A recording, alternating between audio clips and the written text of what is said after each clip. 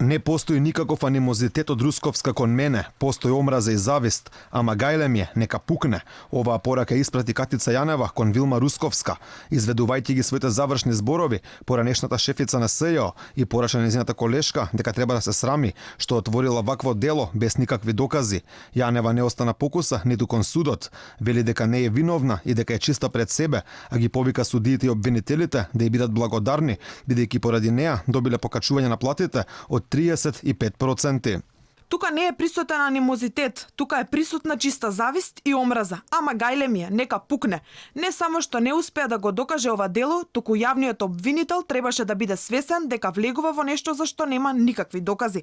Да биде прифатено такво дело без ниту еден доказ, срамота е како суд. Со навредливи зборови, Јанева го нападна и брачниот пар Камчеви, велејќи дека бизнисменот е дно на дното, кој сакал да ја купи за да се спаси, но не успеал во тоа. Вели целта на оваа битка била да се сруши СЈО, во што и успеале. Не сум виновна, грубо сум изманипулирана од една личност и од неговата сопруга, од Јордан и Ана Камчеви, кои, ако би ги знаеле, не би им дозволиле да се приближат до судската зграда, а не па да сведочат. Тие се дно на дното. Дека Орце сакаше да соработува со други предмети и да се приближи, тоа го докажавме. Тој е прљав играч и сакаше да ме купи. Ама мене не може да ме купи.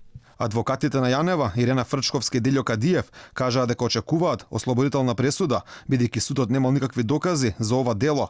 Велат нема никакви пари, а и ги оспоруваат нелегално снимените материјали од страна на Орце Камчев. Тие ја оправдаа Јанева и за нејзиното бурно обраќање во судот. Тоа сега знаете како, тоа се излив на емоции во последен момент дадени од страна на Катица Јанева.